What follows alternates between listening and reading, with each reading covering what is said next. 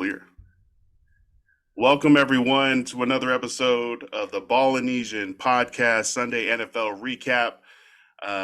Sponsored, as always, by Levasa Island Apparel. Shout out to Brother Eri down there in Modesto, California, always doing big things, including some stuff that they got up to recently that we're going to talk about here in just a little bit. But yeah, check them out. The website, www.levasaislandapparel.com. I am Lance Falitongo. Yo, I'm Forrest, man, and I've been getting it all day long with my Raiders losing. But I tell you what, I can give it, I can take it, I can definitely give it back. So if you've been on my Facebook page and my IG, I don't apologize for the things I say because I say everything that I mean.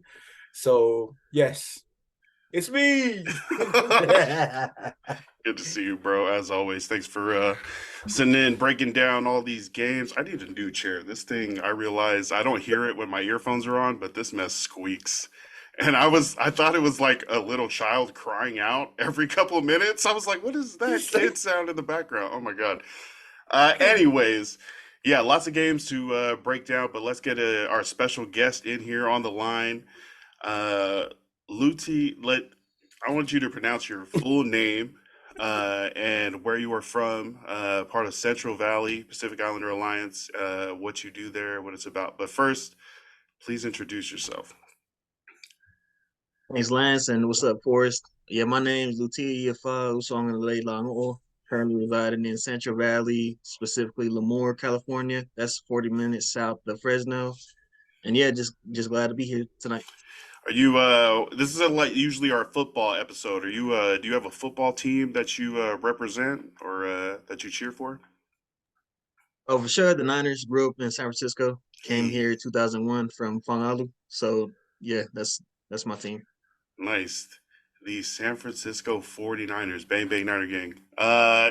You mentioned earlier that the loss was tough last week, but how do you think Niner Nation is feeling right now, getting ready for Monday Night Football versus the Vikings? Exciting, ready to avenge that game, or what are the vibes? Oh, I think everyone's kind of humbled now because it was just right after the Dallas game. So Oh everyone, yeah, everyone was so hyped about to go undefeated and like, oh, Purdy said this is only his second year. We'll just go game by game. So bro, I like, forgot. yeah. After that Dallas game, yeah. Yeah, they pretty much proclaimed themselves NFL champions after that game. Hey, you I, guys know you guys have a whole season to go be after that, right? I mean, they would have eventually had to meet with the Eagles, and that would have been a really good game. But yeah, after freaking what was it, the Browns? No, Man. oh man, yeah. Miles Garrett did really big today. What is a CVPIA? So CVPIA stands for Central Valley Pacific Islander Alliance. That's a Pacific Islander community community org, nonprofit work, so to say. But yeah, that's something that covers some bits of Sacramento all the way down to Bakersfield, so covering about like 10 plus counties.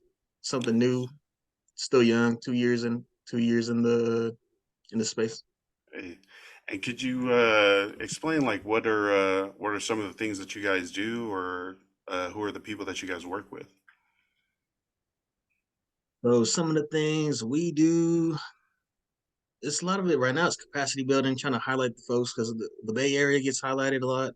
The SoCal Mm, gets highlighted, but there's folks in the throughout the Central Valley like Chamorros, decent amount of Palauans, like some Micronesian communities, Samoans of course, Tongans here and there. Just trying to uplift where our folks are at in these kind of pockets. So that's the number one thing was to connect, and it all came from the COVID when they're our people were mm, high rates and stuff, but no one yeah, was covering the Central Valley, so that's how the Central Valley Pacific Islander Alliance came to be. nice. What are your so you guys work with youth, elders, all ages? Is there a certain range? Shoot, it'd be well, it's yeah. There's not like a set. It's right now. It's just connecting people, so it's not. Okay, So it's health, nice. empowerment, and leadership. Yeah, but yeah, just general stuff and letting the community. Because I know you guys have Era in it. They're in Modesto, so these will Mhm. be kind of considered our community partners. try to uplift what they're doing and like highlight them and like highlight people within the region. So that's one example. Yo, health is I think is underestimated as how important it is. Like even myself, I'm finding out, yo, you got to pay attention to the health like early, and hopefully have the resources and like initiative to take care of that. That's dope that you guys are helping out. It's not necessarily just specifically one small group, but you can hand out all those stuff to the community. That's dope. Before we hop into the games, if people want to reach you guys, is there like a certain social media app or that you guys use, or an email, any sort of contact information you can give out? Oh yeah, for Instagram and Facebook, it'd be Central Valley PIA. So that's our handles. And for the email, it'd be info@cvpia.org. Nice. Nice. Let's yeah, I'm sure we'll be able to talk more about it, and hopefully we can have you on to that our midweek episode too, um, and really get in to the weeds of like how you guys help out in the community, what you guys could use to help yourselves out, to help more people, and any sort of way we can like make those connections like you're talking about. So if we are able to do any of that, bro, you're one of the work that Eri's been talking to us about, that you guys have been working on and doing. A young bull out there in the community, I believe, is his description. So really excited for what you guys can do and will do. Let's get into the games. Bill Belichick won his 300th game. I think he joins two other coaches to ever do that. I think it was Don Shula and like the old Dallas coach. Anyways, it's not necessarily that. They beat the Buffalo Bills. Uh, where was this game played? In New England. So the Bills travel to Foxborough and end up losing 29-25. Mac Jones, the better quarterback today, 272 yards, 2 touchdowns. You never hear that being said. Yo, especially versus somebody like Josh Allen. But I guess Josh Allen has been kind of gambling a little bit. Forrest, what are your thoughts on Josh Allen? Is he a Super Bowl winning quarterback? Like considering that he kind of can lose the ball? Considering that he's never won a Super Bowl yet. I mean, some people, I've seen it somewhere today. Besides the overtime loss that they had to the Chiefs, because that was a pretty exciting game, he's pretty mediocre. He hasn't really done much besides that. I mean, Yeah. Your your career is always going to be measured by wins and losses. Sure, your stats are going to show a lot, and it's not just like how many wins you have over your losses, but the wins that you get. And he hasn't been able to get the big wins yet. So, I mean, still mediocre to me, I guess. I think they changed like the overtime rule when they didn't get a chance to possess the ball versus Kansas City in that playoff game. I mean, that's just trying to. That's for like entertainment use. That's your team's fault. That's not. I mean, you're gonna change a rule for More too offense. fun. It's always Yeah. more offense. I mean, Yeah. but you know, Lou, but you know, what are your thoughts on Josh Allen? Do you think he's a guy that can lead his team to the Super Bowl? Oh, that's for me or for Forrest? Yeah, for you. Sorry. Oh, no, right on. First off, Josh Allen's from the Central Valley. He came from Fireball, Okay. and he went to Reedley College, which is not too far from Fresno. So he's a Central Valley guy. Okay. Josh Allen's a California guy? He's yes, a sir. and California he's boy. and he's a JUCO product. So Yep. people Nice. proud of but shoot, Super Bowl. He might be Carson Wentz. We don't know. Like he might be Carson. Wow. That's the potential. It could be. It can go down that path real quick. But he's been explosive. It's just the decision making. But got the tools for it. Oh man, that is When you say Carson Wentz, only thing I'm hearing is that he needs someone to get him to the Super Bowl, and then he can play. And then he can And then he can take manage over. the game. Yeah. Josh Allen, 27 for 41, 265 yards, 2 touchdowns and a pick, as well as 17 yards and a rushing touchdown. So he did, I mean, those aren't bad stats for a quarterback. 3 it's total not. touchdowns. But a loss to the Pats after the Raiders beat them last week. I was just saying those stats. Trying to get that win in. Just getting the. Remember we won? Hey, yeah, because starting today we're 0-0 again. I don't know if you know. That's my math. So, but all those stats you just read out after that loss. The only stat somebody's gonna see is the 1 interception, not the touchdown he ran in, not the 2 that he threw, and so all they're gonna see is the loss in his column and the interception that he threw. That's what counts when you know what I mean. The Buffalo Bills dropped to 4-3. The Patriots up to 2-5. The Bills still trail the Dolphins, who are playing Sunday Night Football as we record this. The Patriots are still at the bottom of the AFC East. Shout out our hometown boy, man, Kendrick Bourne, man, Portland's favorite son. Get it. Kendrick Bourne led the Packers in receiving. The Patriots in receiving. 7 targets, 6 catches, 63 yards, and that touchdown. I'm pretty sure him and Mac Jones train together, go out together, they're go out to the club together, they're like friends.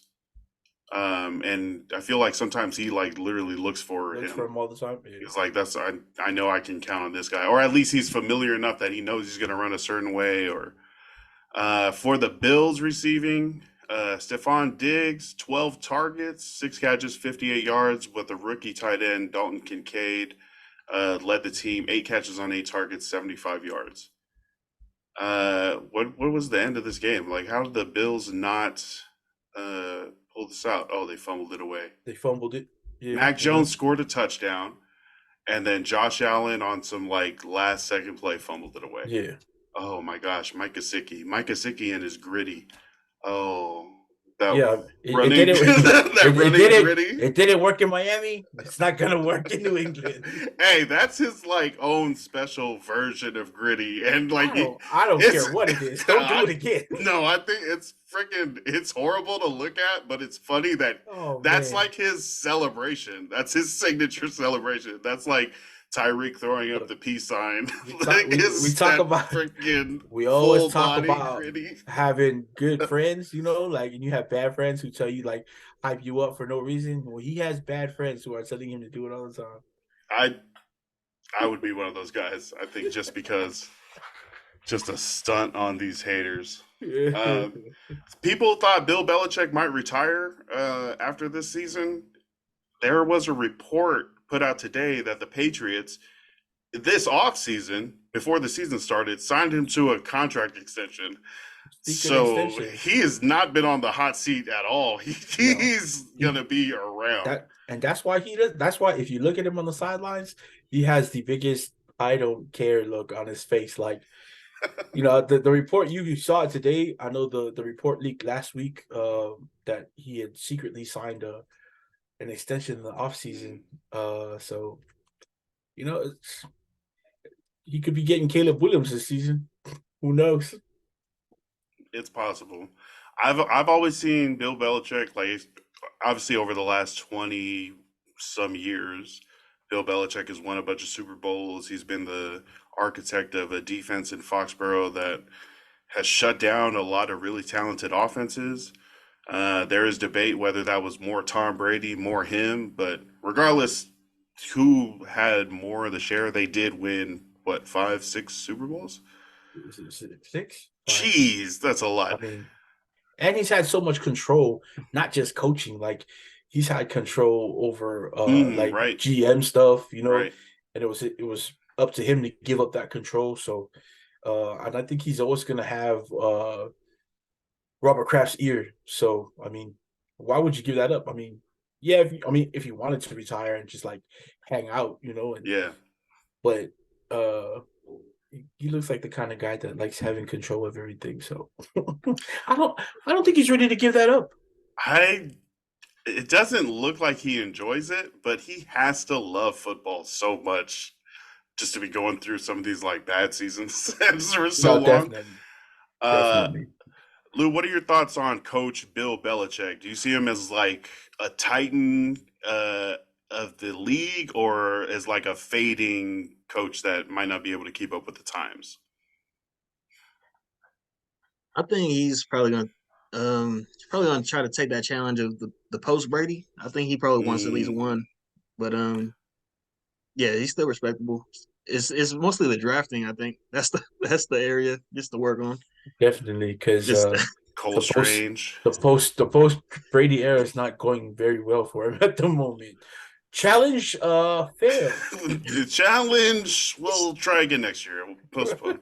Wait for it. he doesn't have the instant recruiter where Brady just makes a phone call and people start Hey, sliding through. Yeah, because Randy Moss for a no, fourth, yeah, third, sixth round pick. What did they get? no one's answering Mac Jones' call. Mac Jones seems like a He maybe like said, an you asshole know what? They're though. like, Mac, no, you It's put it like right back down. go back to reading your book. Like that's Yeah. people are ignoring Mac Jones. I've seen like clips of him punching people, tripping people, Oh my God. uh, Yeah. Uh, kind of being a like dirty player, and I'm like, oh super no. dirty, super There's dirty. there's a difference between like going all out and then like just trying to be shitty. I hope that's not what Mac Jones is doing, but it's not what the video looks No, like. The video you, looks like he's like intentionally tripping and punching and no, exactly. elbowing people and Holding stuff. on And to it's like, people's legs. Yeah, yeah, twisting absolutely. people's legs. That's not Yeah. cool, man. Come on, Mac. No. Come on, Kendrick. Talk to your boy Juju. You too. Hey, It's your you know boy. Sorry, what? When you it's said already bad enough Yeah, exactly, for real, dirty you're Mac. already losing, Hey. dude. because everybody's trying to curb stomp the Patriots anyways, and then Mac Jones is Yeah. Yeah. just Oh, makes yo. Somebody People gonna are curb giving stomp him pretty soon. people are Yeah, giving 120% going against the Patriots, for but Mac sure. Jones has been the quarterback because they're like, Exactly. oh, I'm not losing to this guy. Nope, not anybody but this guy. Yeah, man. When you said Bill Belichick doesn't look like he enjoys like being on the sideline. Have you ever seen Oakland Salavia coach? It kind of it kind of reminds me of that, but I know Oakland loves football. That's why I liken it to that's that. that's a great Yeah, comparison. and because Oak wins a whole lot of championships, Ah, and because Oak's really good. Oak's my guy, man. too. Let me put the Bills, Patriots. All right. Yeah. Again, the Patriots are still at the bottom at 2-5 of the AFC East, and uh, the Patriots are at the bottom at 2-5 in the AFC East, and the Bills are 4-3, behind the first place Dolphins. All right, we got to talk about my game. The Chargers traveled to GEHA Field at Arrowhead Stadium to take on division rival Kansas City Chiefs. Yeah, final score. Oh man, final score 31-17. Man, you know what? Kansas City. If you're an LA football fan, it hasn't been a kind weekend for you. Not at all. Starting with the USC loss yesterday. Oh Uh, man, forgot that about was that. tough. Yup, that was tough. Then you had to see the Rams who were robbed of a win today. I don't know how they got that first down call to end the game. That they were robbed. And then you saw your Chargers. Not much of a robbery, but still a tough loss. Still a tough loss, man. It's like if we're not going to get blown out in these games and we're in it, we need to be in it all the way and not Yeah. just fall off at the end because of dumb penalties, giving up big punt returns. I know it's Mahomes. I know it's Kelce. Mahomes, 424 yards, 4 touchdowns, and a pick off a tipped pass. This man had 321 passing yards at halftime. Like, I was worried he was going to get to 500, go for some like record breaking stuff if it turned into a shootout. But yeah, Travis Kelce on 13 targets finishes with 12 catches, 179 yards, and a touchdown. She was in the building today. Well, I mean, hey, the stats don't lie. When she shows up to watch, he has epic games and 179 yards for a tight end. Of course, he's not a regular tight end. He is He's a Patrick cool Mahomes. tight end. Yeah, I guess he's Patrick Mahomes' #1 target. You know what I mean? You know what the craziest thing about it is? Everybody knows he's gonna pass to Kelce. Who else is he gonna pass to? Everybody knows he's gonna pass to Kelce. And what? And I include even the Raiders. You know what I mean? You can tell the people in the teams in his division. They all know. They all know who he's aiming for. Kelce. My man was hurt not too long ago too. Like, Yeah, start the season. and he's still, man. I'm telling you, I don't know what they're smoking out there in Kansas City, but the rest of the teams need to pick up on it. They're smoking that Chargers pack tonight. Lou, were you able to watch this game, or do you have any thoughts on how the Chiefs continue to get Travis Kelce wide open, or how Mahomes is freaking Mahomes? I didn't watch this game. I just watched the ending of it where Pacheco got the screen to seal the win. But yeah, I just know they be cheating sometimes. Like some of these calls, like this, they should not be.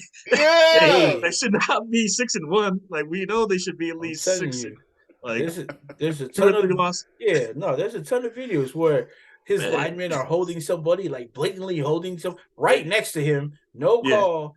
And the worst thing about it is to see him celebrate right after like a first down catch, and him celebrating like, you know what I mean. He just, bro, your linemen are holding. Yes, I'm a hater, bro. Did you guys watch the Jets game? Yeah, that's totally. Man. Yeah. There's that, and then they just got special magic where that dude went right through. Remember, that dude was blitzing, or like he came down and missed. He didn't even like. I don't know. I hope that guy got paid a lot of money. He just bounced off of him, and then he rolled away. Right. Yeah.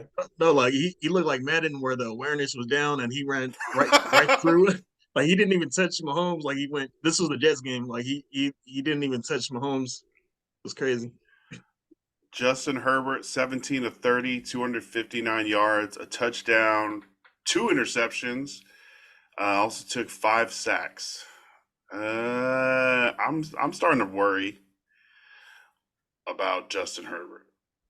Like I know I said this last week. I'm happy that we have like a top 6 talent quarterback. And I'd rather be that than like bottom 6, or like trying to figure out, are we going to start Derek Carr, Jameis Winston? Like, I'd rather have Justin Herbert. We'll trade you.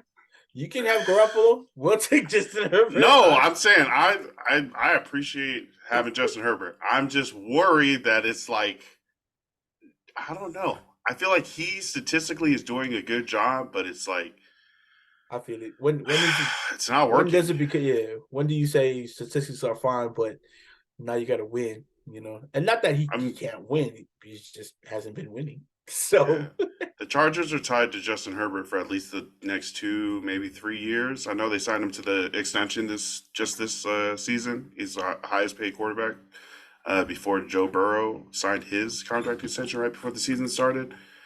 So I think contractually we're gonna have Justin Herbert on a team for a couple more years. So maybe if it continues like this and we're just like always, what are we freaking now? 33% win, 33 win percent. All right, let's say it's not Justin Herbert.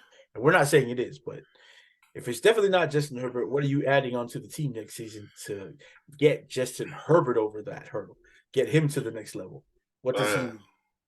A D-line, like run stoppers, but that can also get pressure. Like I don't know.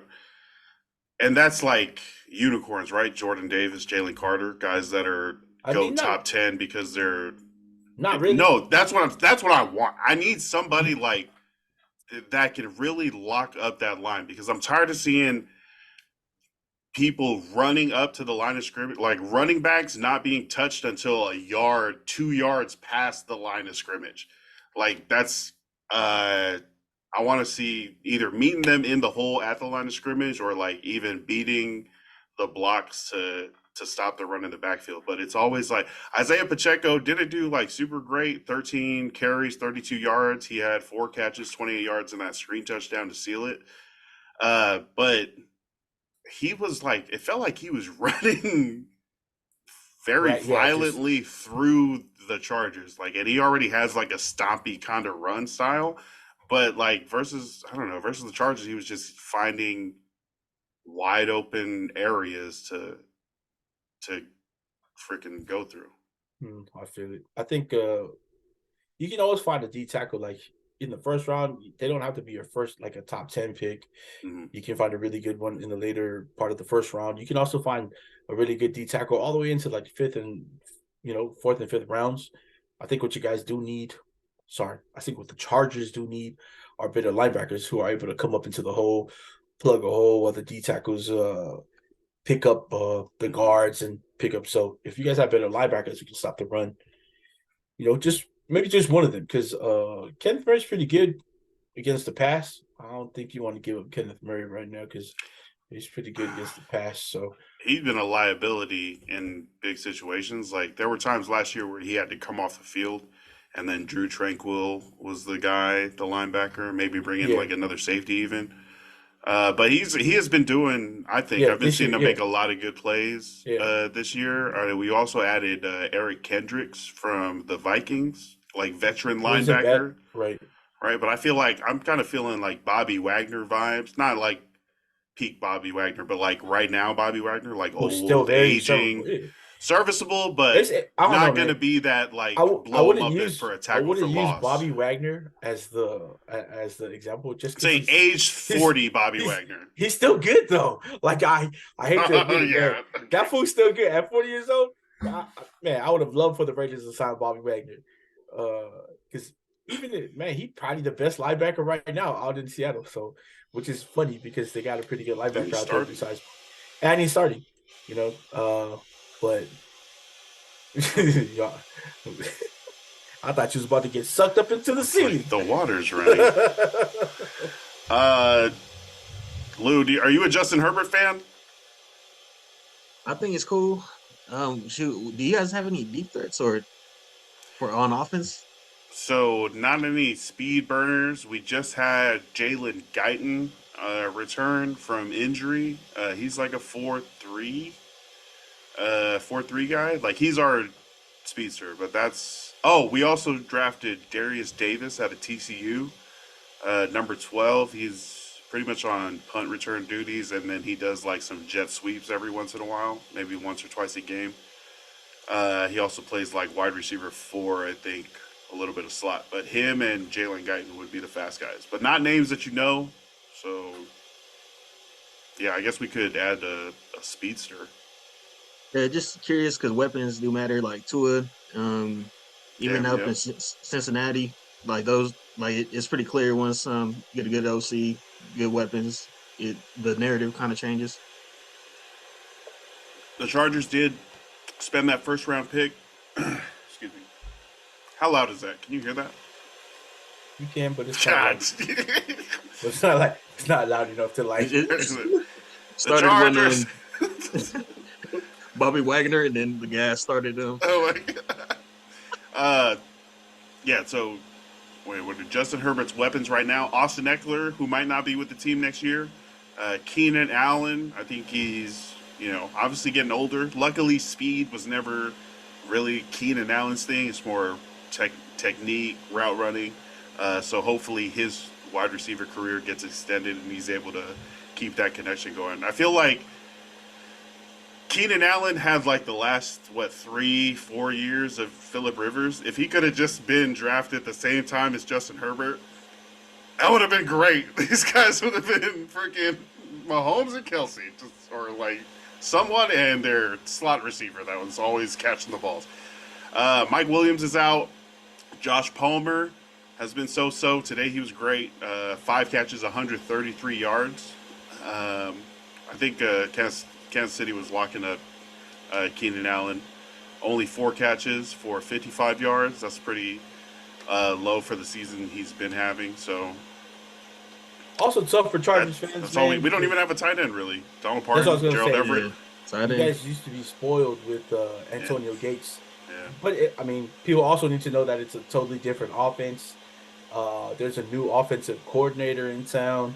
I think play calling also figures a lot. Well, of course, play calling does. So maybe they just need to Is it Kellen Moore that's there now?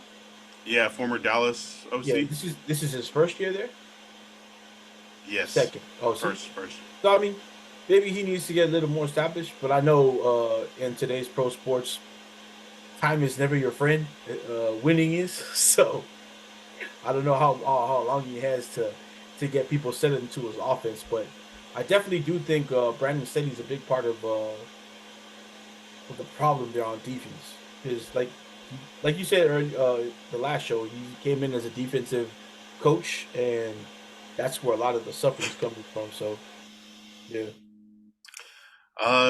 Yeah. So hopefully the Chargers do better. We'll see. The Chargers are now 2-4. Jesus, so bad. It should have been so much better, right?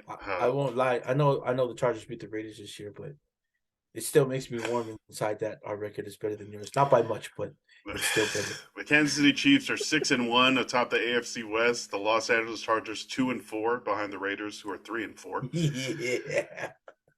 Yeah. So thanks for saying that. You made my whole weekend. We'll see how the rest of that goes. Let's talk about your Raiders. What went on today? You guys traveled to the Midway, Windy City.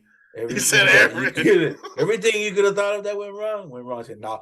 You know what? It's a lot of fans are, and I hate it. The two fan bases that I hate the most, because they're probably like the worst, are the first and foremost Raider fan base, because they're like, my gosh, like I know it's tough. They've been losing for a while, but man, it's tough to listen to people who cheer for the same team you cheer for just be so negative. And the second one are the San Francisco 49er fan base, because like I said, I mean, if you saw a lot of my posts, it's funny, man, because I wasn't specifically aiming at those fans, but they were the first ones to respond. Oh, I was like, bro, you're the same ones talking smack after y'all beat Dallas. So, and then the other teams were losing. And then when you guys also don't talk about our team if you are really Browns fans. It's no one cares about your feelings. I don't know if you know that, but there's teams who don't even watch football that are going to clown you. Why? Because you were trying to clown them the other week. But I think like those two fan bases, I think what they really want, what team fan bases really want is consistency. And the Raiders right now are super inconsistent. You know what I mean? Their defense, not their offense, because they were crappy against the Patriots too. They did enough just to win. But their defense was good. They were, oh my gosh, they were so good. Then they come in today, they can't stop the run. It was like, Foreman, if you are into fantasy football, Foreman had, I think, like 35 points today. He had 2 touchdowns running and his first touchdown receiving. Get the fuck out of here. I hate when shit happens like that against the team. It's like, oh, touchdown. Like, his first of the season. Not even like, the season. I think it's like first of his career. We're halfway through the season and he's scoring on us. Oh, man. And it's like they couldn't stop it, man. It was so sad. And like, they would get into like 3rd and like 12, 3rd and 8. And then to see guys like just when they convert stuff like that, it's for a fan, it's deflating. I can only imagine what it feels like for the guys on the defense. Like, you know what I mean? 30-12. Oh shit. First down. Max Crosby, I know, went off at the end of the game during one of the press conferences, just saying how embarrassing it was and why it was embarrassing to lose to Chicago like that. Ooh. We'll talk about that part. What's the quarterback's name? Tyson Sergeant Badgett? Yes. Tyler Tyson. So his name was not just his name was not Justin Fields, right? Justin Fields out with the shoulder. Tyson Bagnet, and then even that was, man. So he had a early first down run in the game. Oh yeah, ran out of bounds, and as he's walking back to the house, he starts. Yeah. So like that's cool. I love it. The story's cool. He's a kid from some college named Shepherd College, a Division II college. Forgive me if you went to Shepherd College and we don't know about it, because again, you're a Division II college. Unless no, what I'm saying is you're a Division II college. Like we don't even know all the Division I colleges. Okay, guys. Exactly. So right. So like that's tough. But the story is great. He came from that college. Right. They were talking about the last game he played, what he did. I think he threw like 2 interceptions for like the last game he played, significant game he played. When he comes into this game, first start ever, he was pretty solid in the preseason. He beat out PJ Walker, who started for who did he start for? He Started came for in the for Deshaun Watson for the for the Browns. Browns last week. And he started. Yeah, he started. Yeah, exactly. Oh, right, started last week. Yep. So you know what I mean. If he beat out PJ Walker, has nothing to do with it. Damn. But yeah, great story. But like, you have a kid come in like that, and then the worst is the commentators just, oh my god, this kid's great story. Okay, you have to listen to all of that, but you watch the game, and the best passes he was making were okay, but most of the game were checkdowns, and that's how they lost. Like he just Gotcha. really controlled it. Checkdowns, the running backs were getting yards after catch, and just man. And then you saw again Brian Hoyer. They decided to start Brian Hoyer over, sorry, not Hoyer, Brian Hoyer, over AOC. And last week he looked sharp. Again he had motivation playing against a team who cut him multiple times. Uh, you know, and brought him back like they, yeah. Anyway, they started Brian Hoyer. He looked crisp last week, looked nice. He looked excited to play, and then today there were so many plays that he came up short on. And you can say as much as you want, great defense, great coverage, but he just wasn't putting the balls where they're supposed to be at. Pause. Yeah, the throws were horrible. Like he was off multiple times. Couldn't find the receivers. Couldn't put the ball anywhere where they could have a chance at making a play for it. The touchdown they could have had, Devontae Adams overthrew him in the just off the fingertips of Devontae Adams. I thought Devontae should have caught that. No. It was over his shoulder, No, but I it know. hit him in both hands. And I'm like, I immediately thought, number one wide receiver, my ass. No, I was like, why did he drop that? That was a for sure touchdown. I didn't expect that from a Charger. No, I expected him to catch that. No, yeah, right? I did too. But also goes to prove that Stephen A. Smith, that Tua doesn't just throw these 2 yard throws like you said. If you watch the game, even as they're losing, What? his timing, his that's his superpower. Like, man, that touchdown that he had to Tyreek tonight, he looks him off, looks right, he turns back to Tyreek to the left, doesn't even see Tyreek beating his guy, makes the play, looks down, and just lets go of it. And the timing is perfect because he just knows his timing is great. And Brian Hoyer, you could tell today, doesn't have any of those tools. I wish he did. Both lines got beat up today. O and D line, they couldn't run the ball. Jacobs had one good series where he had like 3-4 good runs, and then the rest of the game couldn't run. So let's see. Brian Hoyer, 2 interceptions, finished with 129 yards. Josh Jacobs for the Raiders, 11 carries, 35 yards. Devontae Adams, damn. Okay, Devontae Adams and Jacoby Myers got all the targets. Jacoby Myers, 13 targets, 7 catches, 50 yards. Devontae, 12 targets, 7 catches, 57. Tyson Bagent, we'll call him, 21 to 29, 162 and a touchdown. And then Dante Foreman, 89 yards, 2 touchdowns, as well as that receiving touchdown on 3 for 31. Let's talk about Tua and the Miami Dolphins in Philadelphia to face Jalen Hurts and the Eagles for Sunday Night Football. That game is coming to a close. The Eagles have the ball right now. Looks like they're kneeling it and will go on to win 31 to 17. Pulling up the box score, Jalen Hurts for the Eagles, 23 of 31, 279 yards, 2 touchdowns and a pick, as well as a 1-yard rushing touchdown. DeAndre Swift, 15 carries, 62 yards, and A.J. Brown, 15 targets, 10 catches, 137 yards, and a touchdown. I think he's had over 120 yards like 4 or 5 straight games. Hey, that's what they brought him there to do. True. That is what they brought him here to do. Yep. Tua Tagovailoa, 23 of 32, 216 yards, touchdown and a pick. The Eagles D line was messing up the Dolphins up front. All day long. They were All like day long. they're the number one rushing team.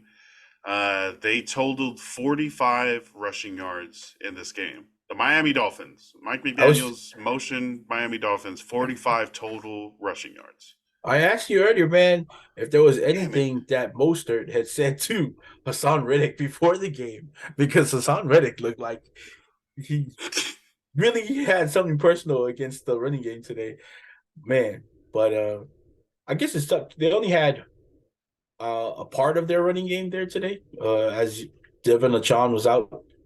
So maybe and it's hard to say change of pace because they're both super fast, him and Mostert. But they do give two different things, two different views for a defense to look at. The passing game looked pretty quick. Like they had spots where they looked like they were just gonna go like run away with the game, the way Tua was fighting his guys. But yeah, that D line really, man, that front four wreaked havoc today. So Yeah. I think that's what the Chargers need. That's what I'm talking about. Like that D line that can apply pressure and make a difference. yeah, Because it feels like our D linemen are just kind of there. Our edge rushers are of note, right? Joey Bosa, Khalil Mack, yep, Tui Pelotu. Like they're doing stuff off the edges, but it's like people can run up the middle, no problem. If we have the Eagles D line and the way that they took the strength of the Miami offense, which is like their crazy motion running zones, like getting away from a bunch of people and getting into wide open lanes. And they shut that down just by using like their front four. That's yeah. crazy.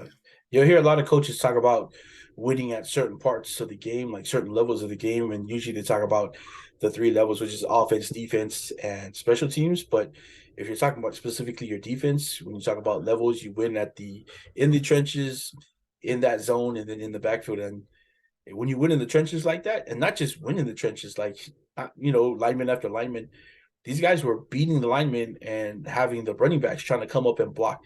If you're a 5'10", uh, barely 205 running back trying to pick up Jordan Davis or Jalen Carter, you're not going to win. You're not going to win. So that's tough. When that first line of defense, your first line of defense is just killing that O line, can't get back there. Your quarterback can't get set.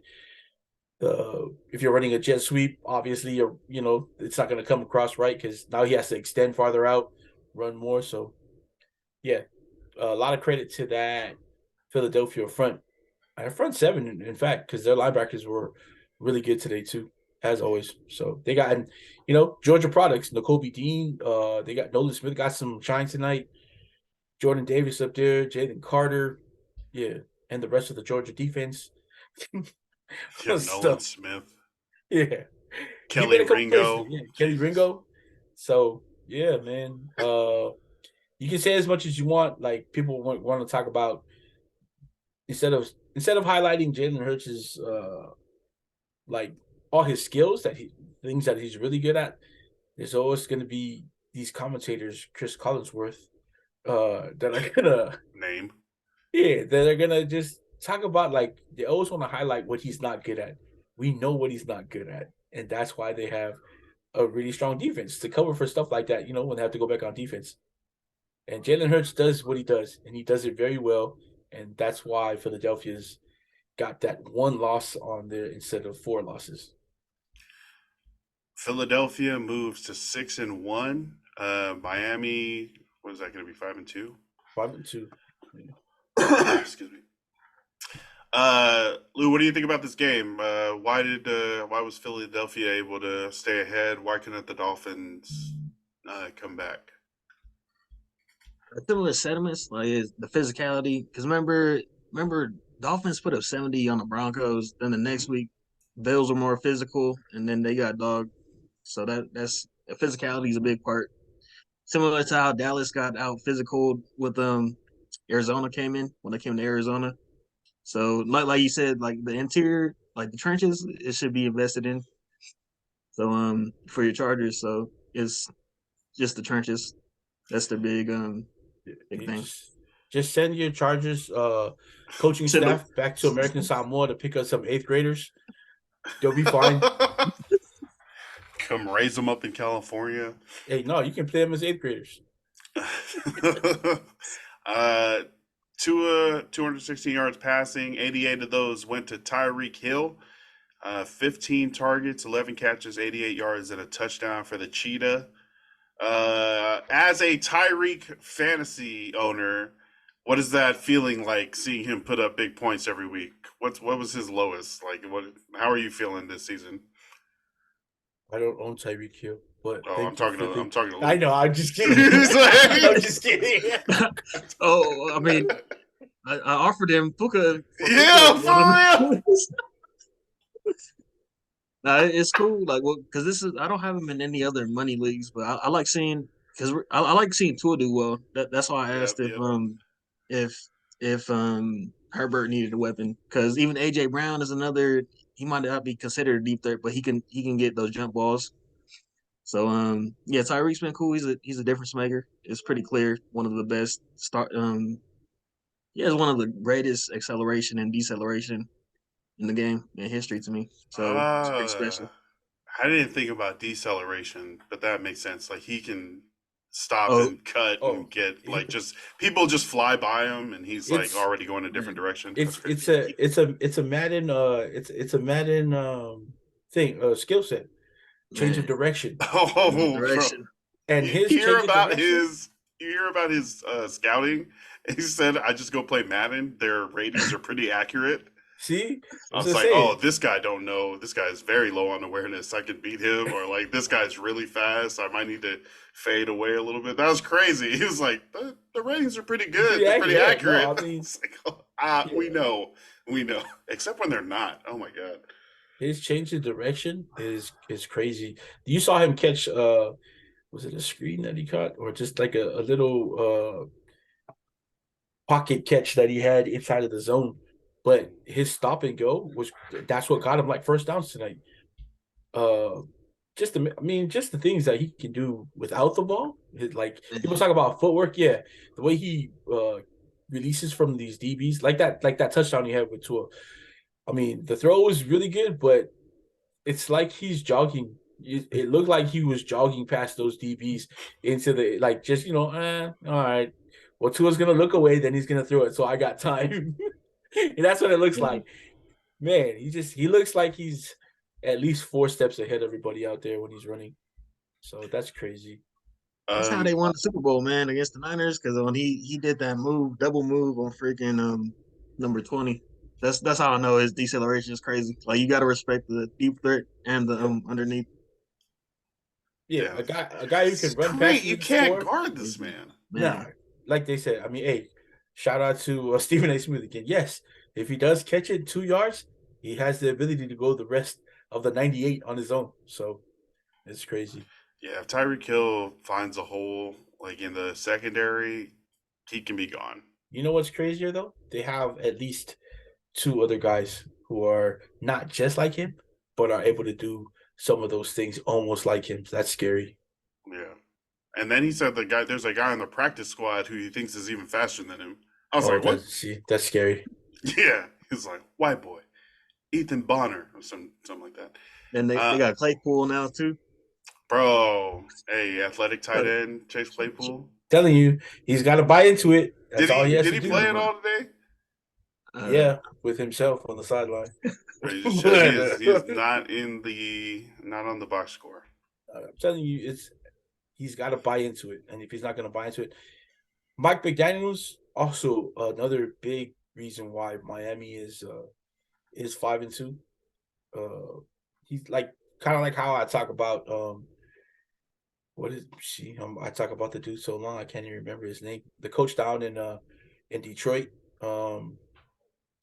Campbell. Dan Campbell. Those are the Motor City Dan Campbell. You watch those 2 guys, those are 2 coaches that like you'd want to play for, you know? You're hyped to play for them. Right. Dan Campbell's the energy he brings and how he comes out there. You see him practice with some of the guys, like doing the calisthenic drills beginning of practice. He's always engaged. And then you see Mike McDaniel, he's more of a laid back dude, but he's also always engaged with his guys in conversation. out there. Just looks like he's having fun with his guys. So yeah, having coaches like that really matter. And Claypool coming from a place where he was looked at as having a bad attitude, like a cancer to the team. Well, if you're traded over to a coach like that and all the other guys like it, then maybe you should buy into what they are all buying into, instead of still claiming that you're probably one of the best receivers in the game, just not being used right. Well, maybe you're wrong. Sometimes you're wrong. Don't you want to be the best tight end in the game? Come on, man. Are you a Chase Claypool fan? I'm a fan of him when he was in college, and I'm still rooting for him to Oh, be right, better. Notre Dame. Yes, Got it. yes. So Uh, good luck. I I hope he do. comes and plays some Yeah. good tight end or receiver or what else, Plus, whatever they decide to it's do with another him. weapon for every Polynesian's cousin. We all cheer for Tua Yep. because one, he's a great kid, and we hate to see other people talk shit about our own people. So Yeah. all we want is for you to succeed, Tua. All we want is for you to Do succeed. it. Now keep doing it to Waddle, damn it. Oh, hey, nah, get it to Tyreek. That's the bread and butter right there. Keep doing it. Uh, yeah. Before we leave the Dolphins game, again, the Eagles win Sunday Night Football, 31-17. But I just watched this interview with Mike McDaniel talking about um, just like what he tries to do for his offense, and that's just put his players in the best Best situation to part, yeah. succeed, but he goes like a step further, and it's like he finds out their strengths and then he changes his offense. He doesn't make you do too much stuff. Like he'll make tweaks to his offense to fit you That's as a player at your strengths. So I feel like that is something that his players appreciate. They feel like he's looking out for them. He's going to get them in the best opportunities, get the best stats, get the best money. Like it all works. Get those wins. Um, yeah, but hey, he answered that question. It's not about production. It's not about output through the first third of the season. They're going for bigger and better things, playoffs, trying to win a championship. But this was tough. They lost against a really tough defense in the Eagles. So I'm sure definitely. they're going to go back to the drawing board, and we're going to see Mike McDaniel come up with some new stuff that's gonna work. Hey, at the end of Tua's career, I'm pretty sure Mike McDaniels is going to be one of the guys that he cites as career changing for him. You know, Yeah, absolutely. yeah. So yeah, shout out to both those guys. Miles Garrett, Defensive Player of the Year game for sure. This game This was game, yeah, put him on the map if he wasn't already on your map, which is crazy because uh, he's Miles Garrett. he's having a great year. Let's check the box score. Miles Garrett, 9 tackles, 2 sacks, tackle for loss, pass defense. He had a strip sack in the end zone for recovered for a touchdown. He had a blocked field goal. Uh, he was all over the place. Where the Cleveland Browns traveled to Indianapolis and beat the Colts 39-38. 5 lead changes in the last 20 minutes of this game. Lots of back and forth. Deshaun Watson, who has been injured for the last couple of weeks, started for the Browns and went maybe one quarter. He Yeah, was 1 for 5 yards and an interception and then had to leave the game. before getting knocked out for a concussion check. Oof. And then when checked on the sidelines, they said he was good to go, but the Cleveland staff decided to keep PJ Walker in, and he rewarded them with a win.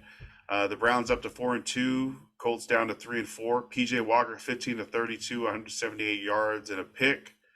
So it wasn't PJ Walker that did it. Not with those stats. It was definitely the defense and Miles Garrett. Gardner Minshew had a great game in fantasy. If you had to pick him up as an emergency start, I heard a lot of people had him on their bench. But 305 passing yards, 2 touchdowns in the air, and he also had 29 rushing yards and 2 touchdowns on the ground. So good times. Not bad. Josh Downs, 5 catches, 125 yards and a touchdown. for the Colts. Yeah, this one back and forth, uh, real late. Like I said, 5 lead changes right at the end of the third quarter to the end of the game. Jonathan Taylor was going off, gets a touchdown run. Let's see, Zach Moss. You think Zach Moss is done, but he actually got 18 carries for 57 yards and even 2 targets. Jonathan Taylor, though, got the touchdown, the same amount of carries, 18 carries, 75 yards and a touchdown. But the Browns able to steal this one on the road. I don't know if there's much to say. This was a really good back and forth game, but it just came down to who was going to make more plays. And knowing that he was rolling with a backup former XFL quarterback, I guess Myles Garrett and the defense decided to step up. That's all I got to say. The defense, I think, won this one. Yeah, Hunt helped out a little bit. I think he had 2 touchdowns tonight. He had the late one, 10 carries, 31 yards, 2 touchdowns. Yeah. Nothing through the air, but that late one put him up ahead for good. Growing up Polynesians made me superstitious. The Colts debuting a new uniform tonight. That's Oh, I thought that was horrible. they look like a very bad looking Duke team out there. Oh, damn, that might have been what it was. It was a little, like Duke. I think it was Black not the helmets are shade of cool. blue No, I was looking for. It almost looked like the Ravens. Ooh, okay. Yeah, you know how they have the color rush uniforms. It almost looked like almost purple, almost dark enough to be purple. So it was off looking. So yeah. Oh my God. There's a video of it in the box score, next to the box score that I'm looking at. It just looks so weird. The black helmets, I think they have, what are they called? The Midnight Blues? Is that what it's called? Yeah. Like some sort They should burn those now. They should throw those away. Maybe it's just the black socks, black helmet combo. Because it might be like the same color of blue. I just like either way, throw them away. Throw them away. Me. Lou, did you see these uniforms? Did you see this game? Any thoughts on the Browns coming back to beat the Colts? Gardner Minshew and them? I couldn't tell what team was playing when I seen it. I was like, you got the XFL playing? Yeah. Is this a college game on a Sunday? That's weird. Right. Yeah, that's I think one of the accounts posted like the Colts new uniform, and I just went straight to it and I was like, no. Yeah. I was like, I need to find a GIF. The same thing. I think it was Bleacher Report when they put it out this morning. I was like, why? Whoever came up with that scheme should get fired. Yeah. Least job. Let's see. The Browns are up to 4-2. Colts down to 3-4. Commanders and Giants in an NFC East battle. This one in the Meadowlands. The Commanders. Oh snap! The Giants win. The Giants won. The Giants moved up to 2-5. I thought you knew that. I was immediately going to say Commanders. You know how they won? Because Daniel Jones wasn't playing and Tyrod Taylor threw 2 touchdowns. Tyrod Taylor. And those were all the points that the Giants scored. They beat the Commanders 14-7. Tyrod Taylor, 279 yards in those 2 touchdowns. Saquon Barkley, I think he was in and out a little bit. Yeah, 21 carries for 77 yards. Yeah, it wasn't a bad game. Yeah. Darren Waller. What's his Instagram handle?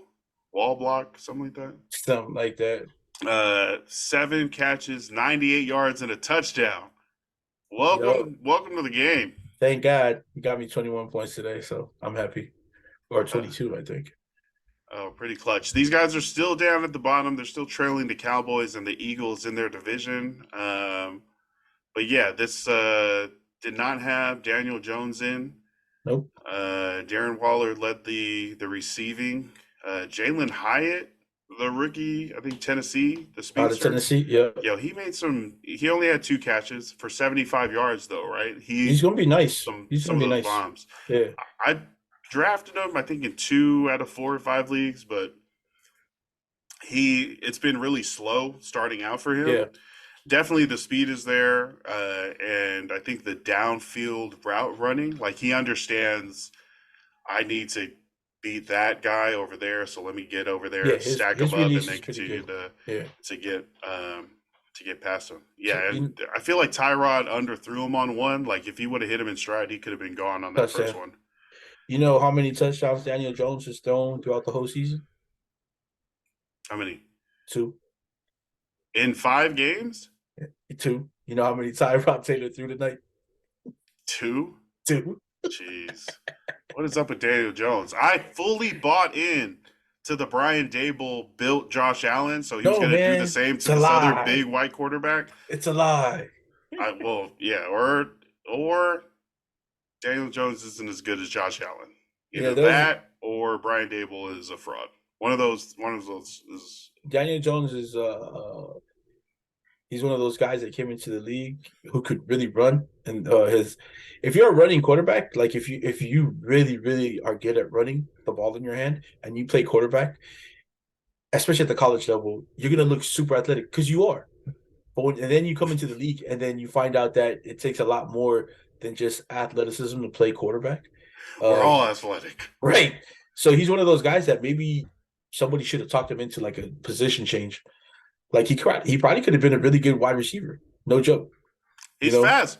That's what I'm saying. Fast for a quarterback. Yeah. Fast So for a white quarterback. he probably could have been a wide receiver, probably, or a tight end, or like just a dominantly catching tight end. I think he would have had probably a better career instead of just being talked about all the time for no reason. Yeah. Taysom Hill. Yeah. Oh my gosh. So, hey, Taysom Hill. He came into the league and he's found his own niche. You know what I mean? He made his own position. Like That's he what I'm played saying. anything he wanted. That's what I'm saying. Like It's like, what do you need me to do? Bad thing about Taysom Hill, it's like when they put him in, you already know what he's gonna do. He's gonna run. I mean, but he still does offer that. Like he can definitely throw. No, he can throw. He can throw it. He can definitely run. But it's crazy that he also lines up at tight end in the slot, and catches balls. He's an up back going for tackles on the punts. There was a wide receiver back in the day that played for Jacksonville. Matt, I forgot his last name, but he was a quarterback at Arkansas. Coming out of Arkansas, they saw how fast I think he was around like a 4.3 40. So when he got to the combine, coach was just like, "Hey, look, why don't you just make the switch here at the combine and play wide receiver?" And he carved out a nice career for himself in the league. He was in the league for a while, played wide receiver for Jacksonville. Who else could have been like the quarterback for the Tennessee Titans? What's his name again? Ryan Tannehill, former wide receiver. Former wide receiver. Probably should have stayed a wide receiver as well. I mean, no, he got paid to be quarterback already. He's made more money than he would have. But his career sucks. Yeah, we don't like Ryan Tannehill. No, not at all. Freaking stealing jobs out here. Let's talk more about Taysom Hill and Taysom Hill's team. What was that? The Thursday night game? Jacksonville traveled to New Orleans. Trevor Lawrence versus Derek Carr. Travis Etienne versus Alvin Kamara. Is it Kamara or Kamara? For our show purposes, we'll say Kamara. Kamara? Okay.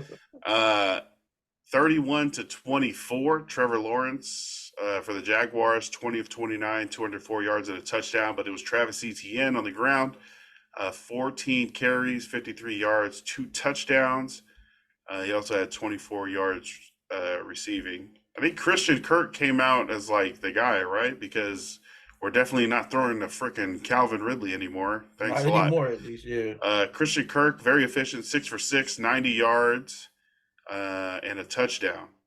Nice. Yeah, 6 targets, 6 catches for 90 yards and a touchdown. He also had a fumble.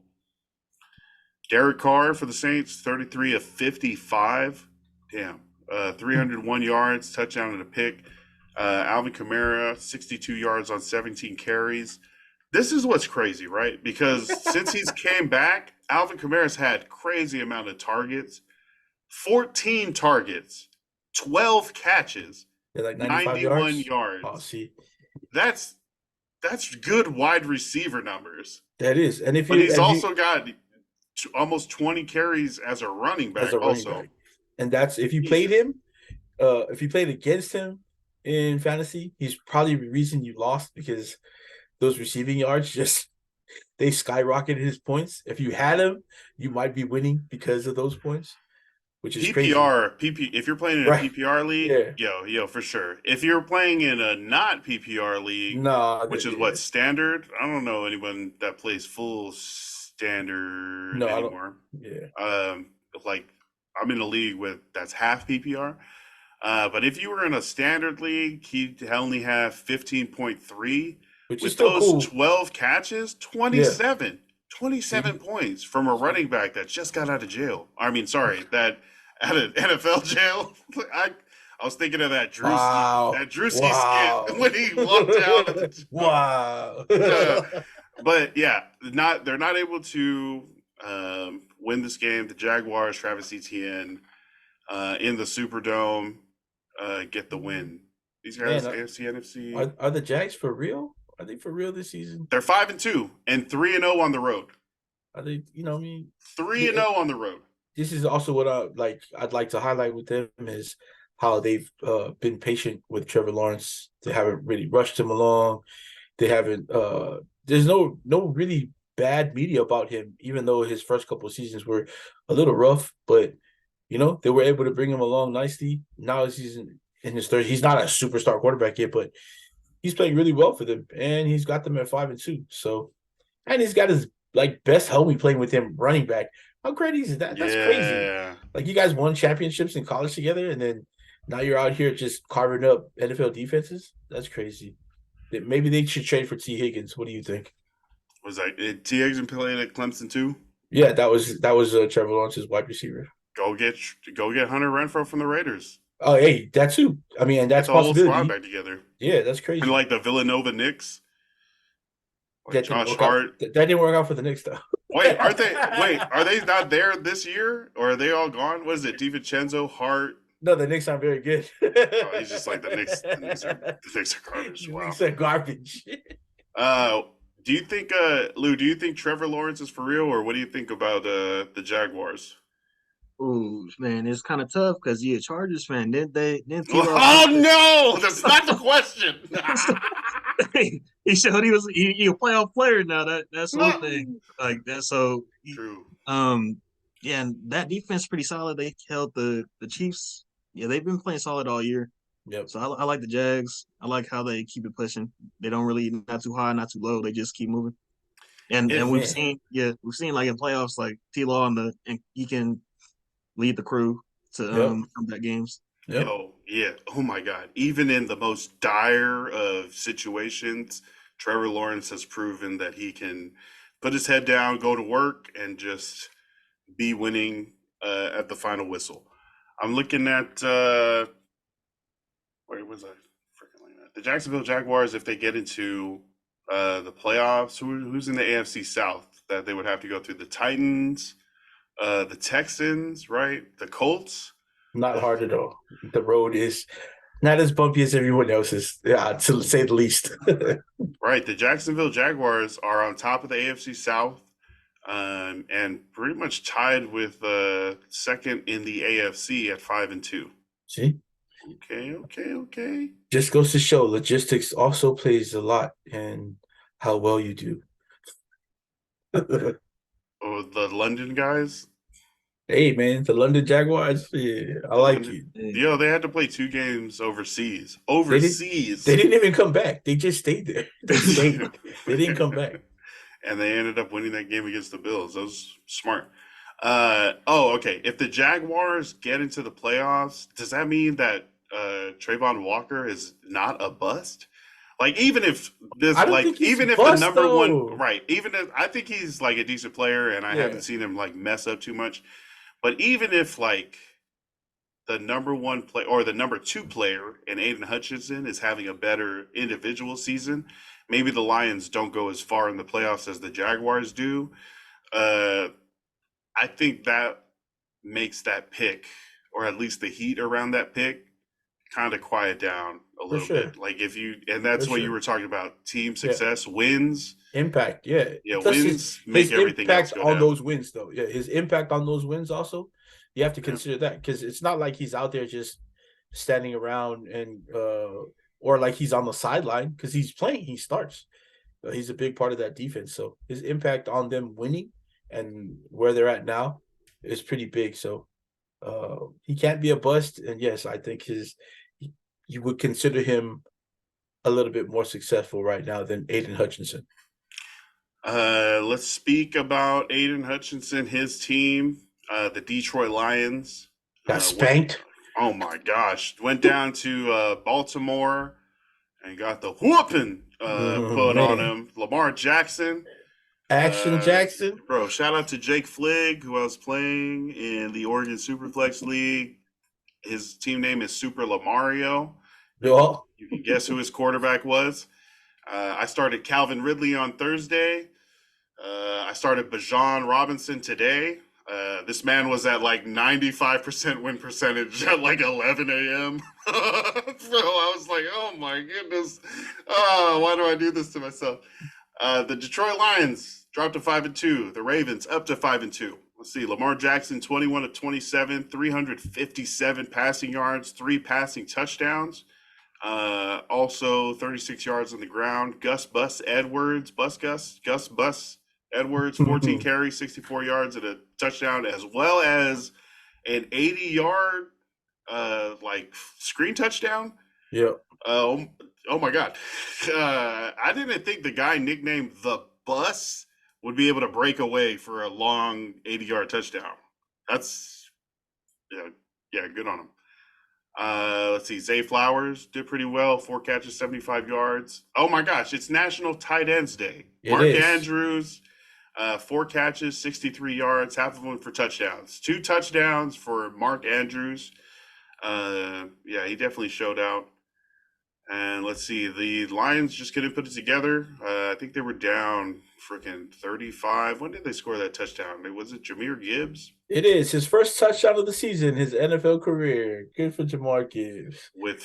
In the fourth quarter. So going into the fourth quarter, the Ravens were up 35-0. This was supposed to be like a close. This was supposed to be like a competitive game. A lot of people had Detroit winning, so I mean, I like a lot of the stuff that Lamar is doing. Everybody makes the joke that he's a running back playing quarterback, but today you saw him not run all the time. You saw him; he had the chances to go through. Exactly. What is it? The first touchdown he threw, he took a step forward, took a step to the side, then backed up, found his guy. He was buying his time. He looked like a really athletic Tom Brady in the pocket today. That's super high praise. He's doing different things now. He's doing quarterback things that in his early career, he'd otherwise have been taking off and then might have missed 2 more games for getting hurt. Not because he's fragile, but it's tough for a quarterback to always be running and taking hits like that because he has a lot of heart and he's not one of those guys that are going to slide. He's going to try for those extra yards, try to dive for a touchdown when he should be sliding or throwing the ball. And now that he has his pocket presence that he was talking about that he had all preseason before he signed this big contract, before they wanted to extend him, and now he's out here winning games for them like he should be. So great for him, man. It's good to see. Always good to see. I know there's going to be a lot of people hating, saying that the Ravens aren't they put up a ton of points now, but a couple of other games, they kind of just, made it through to the win. That's a win. That's a good win. If you can, whether it's cliche saying, whether you win by a yard or you win by a mile, it's still a win. Win is win. Yeah. So the Ravens look pretty good. I was one of those haters just because I know a lot of Ravens fans. Who's the biggest Ravens fan you know? For me, another Fangalu kid, Mapo Maiso. Shout out to my guy Mapo, man. Big Ravens fan. That's my guy. And he's not one of those guys that when they lose, he shies away from it. You know what I mean? He's he's cool. That's my guy. He loves the Ravens. So good for him, man. And I know who you're talking about. About to shout out LJ. That's the biggest. I think that's one of the earliest Ravens fans, and definitely the biggest and one of the most analytical minds, super logical, but also super fan of the Ravens. LJ Solo, shout out to LJ. Come on the show. Talk about those Ravens. 5-2. What are they? Top of the AFC North. Yep. Steelers on them at 4-2. Let's see. Any other thoughts? Lou, any thoughts on the Ravens or Lamar Jackson or the Lions getting smacked? Shoot, I'm just looking at the standings now. The AFC North is pretty competitive. Yep. Steelers 4-2, Browns 4-2. A lot of dark horses in there. Considering AFC got a lot of teams that's like fringe, like Dolphins, Bills, Chiefs. So yeah, it's gonna be interesting. Looking like once the playoff hunt comes, it's probably gonna AFC gonna have exciting playoff games. Yeah. The AFC North right now looks to have the best teams as far as win-loss record. And yeah, you're right. They're packed up right there. And the Bengals, who trail the AFC North at 3-3, are the Bengals, who have gotten to the AFC Championship the last, 2 years? So they started slow, definitely, with Joe Burrow and his calf, but we'll see how they turn it on for the last half of the season. I hate that the Steelers are 4-2 right now. Let's talk about it. How did the Steelers get to 4-2?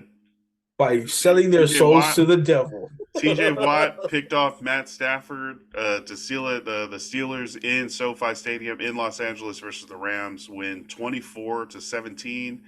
The Steelers moved to 4-2. The Rams down to 3-4. Got robbed, man. Stafford, 231 yards, or the same amount that Patrick Mahomes had in one half. One touchdown and one interception. Royce Freeman, not Zach Evans. 12 carries, 66 yards to lead the Rams in rushing, and Puka Nacua, BYU. Another 100-yard game. This fool, 8 catches, 154 yards? Bro, a natural. He's real, guys. He's real. Stepped in and said, you know what? I'm going to do this. Not a great day for the Rams receiving core, but definitely Puka showed out. 12 targets and put them to good use. Cooper Kupp, 7 targets, only 2 catches for 29 yards. Man, biggest play from that game, though, is that first down they gave Pickens at the end of the game. Didn't they mark it? I don't know if the mark was right, man. Think it's a bad spot? Yeah, I think the Rams got a bad spot, and the Steelers got a good spot. That's half of me hating and half of me being honest. But I know I really do believe that. I really do believe that they got robbed with that. That spot should have been short. What are we talking about? Steelers. That Denver got a win today against Green Bay. Let's get. Let me see. Wait for again for the Steelers. Kenny Pickett, 17-25, 230 yards. Najee Harris fell into the end zone for a touchdown. Hey. So did Jalen Warren. And George Pickens, 5 catches for 170 yards. Cousin Jalen, if you don't know, he throws up the S. What? Yeah. Jalen Warren, who's taking over the Steelers running back position? Yep. He's also our cousin. Hey. Oh, yep. Shout out to those. Yeah. Yo, Isaac Seumalo with the fumble recovery. I seen that. Big boy. What you got to do? Get the ball. Yeah. Sorry, what was the next game that you said that you want to talk about? That Russell Wilson got a win finally today. Oh, no. The Packers lost? Oh, man. And you know what? I was gonna cheer for my sister's team today. You know, I was gonna cheer until she started beating me in fantasy. I'm losing to her. I know. You know what? I lost because Waddle got hurt and he didn't catch any more balls after the first quarter. So she beat me. She's the biggest Packers fan ever. I've said this on the show before. So now that she's beaten me in fantasy, ha to your Packers. Your team's not good this week. No, and they weren't good the week we beat them. So. But yeah, Denver getting another win, man. You know what? I honestly didn't believe that Denver was going to beat another team this year. I didn't. They just look horrible. They look bad out there. You know, they look pretty bad. There's some bad teams too. Now I'll include the Raiders in that too, but Denver looks pretty bad. Also, we beat Denver, so but yeah, I believe that the Packers are better. They have at least on paper. So I wasn't expecting the Packers to take a loss in this one. The Packers had a chance to come back and win this one, right? They Jordan did. Love They throws a did, game-sealing interception, which picked is on off by par. PJ Locke. On par for his whole season, man. He's been doing things like that. Well, he started out with those 3 touchdown games in the first 2 weeks, That's what and I'm we were saying. He's like, been "Oh exciting to snap!" watch. Yeah, like he shows flashes. Also, again, if you're not a Packers fan, then give him some grace. If you are, give him more grace because it's his first full season as a starter. Yeah, You know, he's got to learn the ins for and sure. outs too. Totally different sitting on the bench and learning from one of the greatest quarterbacks in the league. And then being that guy in practice, and then coming into real games and playing like a whole game, trying to sustain a win for the whole game, trying to doing the little things that help your teams win. You only learn that during actual games. So he's getting the learning experience. They do have a team. I'll give them that. They got a team. I like their team on paper at least. So He's getting a lot of what's called clutch time experience this season. Like yeah, it's like every fourth quarter is exciting. Like yeah, he they have might a make chance to win. Yeah, Yeah, right, close he right, might time. make yeah, it or break it, but yeah. at least you're a true gunslinger in this generation. Like he's exciting to watch. Like he might have 3 quarters of like, oh, this is terrible, like memes on Twitter, and then fourth quarter just be balling, like On the running, passing. on the job training, man. That's what it is for. True. I mean, He's he's gonna, had some years to get ready, and so yeah. people were like, "Well, now he's going to be able to really jump off real quick." And you can see it. You can Did see it. He has spurts where it looks like dare to say, the second coming of Aaron Rodgers and Brett Favre together. yeah. It looks like those guys. So I mean, give him some time. Well, No, no, yeah, and he's you know, got it right. He's the quarterback. He's the franchise guy now. yeah. So they're Who going to else are they check him gonna out. go to? Right. So Jordan Love not able to get it done in Denver as the Broncos win 19-17. Jordan Love 21-31, 180 yards, 2 touchdowns, and that losing pick at the end. tough. Again, AJ AJ Dillon led the Packers in rushing, 15 carries for 61 yards, but it was mostly a throwing game. But even their throwing stats are not good. no, Russell He led. Wilson in the win, 20 of 29, 194 yards and a touchdown. Javonte Williams at 82 yards. Cortland Sutton had 6 for 76 and a trip to the end zone. man. After watching Russell Wilson in Seattle, did you ever think like his career would be this? Like, and I'm not saying like, I mean, he's still one of the. No, okay, I'll be lying if I think he's one of the better quarterbacks in the league right now. Personally, I don't think that, but I mean, after all the things he did in Seattle, man, to end up in Denver like this, like the way they're losing, and just the Hmm. team looks like they don't even look like a team sometimes, So They got uh, linemen like mad in the locker room. yeah, you know, That's not cool. That's not good. yeah, not at all. So Mr. Moonballs, man, like he don't throw them anymore. Those like, dang, this used nah, to be like every week you see like a nice yep, bread in the basket. Yo, they're I be seeing practice videos of the Seahawks, and they have those corners of the end zone, like a 3 by 3 yard right in the back corners of the end yeah, zone marked yeah, off. And I think those are like their moonshot target areas. Like if you can put it in this back corner, that's probably where your receiver is going to have the best chance at a one-on-one shot away from safety help because the safety can't guard, from sideline to sideline if they're going like two streaks, right? So if your quarterback can throw and like pinpoint that back corner to give your guys a chance, I think that shows up in the game. And I feel like that's what Russell Wilson was doing when he was in when he was Seattle. there. He was nailing all these moon balls, right? And I feel like maybe that dotting up that section of the field is kind of helps train that skill. He should still be doing that, but yeah, maybe he just doesn't have it Hey, like that anymore. you hear that, Denver field crew? Go mark those end zones, man. Bro, yeah, you absolutely should be doing that if that's something that, especially that works so well for him Yeah, over for there, him, or if that's anything what it was. Yeah, anything that helps your quarterback be better, Yeah. do it. Do it. Let's talk about Russell's former team, the Seattle Seahawks. They hosted the Arizona Cardinals in Seattle at Lumen Field. Let's see, 20-10. Geno Smith getting the win for the Hawks, 18-24, 219 yards, 2 touchdowns and a pick. Kenneth Walker, 26 carries, pretty good usage for 105 yards. Jackson Smith and Jigba got a touchdown on 4 catches for 63. Joshua Dobbs for the Cardinals, 19-33, 146 yards. Amari DeMarcado, 13 carries for 58 yards. Marquise Brown, 3 carries, 49 yards, led the team. Yeah, this one was close through halftime, but then the Seahawks defense kind of sealed them up in the second half. DK also wasn't in the game. He didn't play today. Yeah, what is he out with? Man, I don't know, but they didn't announce that he'd be out until like super late. Yeah, like hours before the game. So, I mean, it was something maybe that he was trying to play with or play through. And maybe the team just decided that it was Arizona and was like, yeah, man, we're good. We're good, man. You can chill, man. It's Arizona.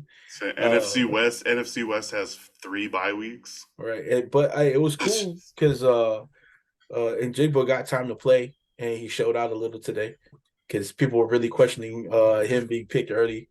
For real. You know what I mean? It's rookie season. Gosh, man, some of these people have been spoiled with some of these rookies that play out.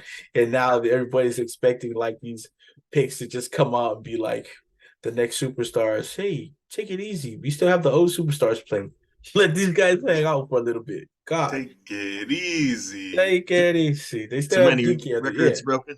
Exactly, man. Like every year. Rookie receivers. Yeah, that's tough, man. That's tough.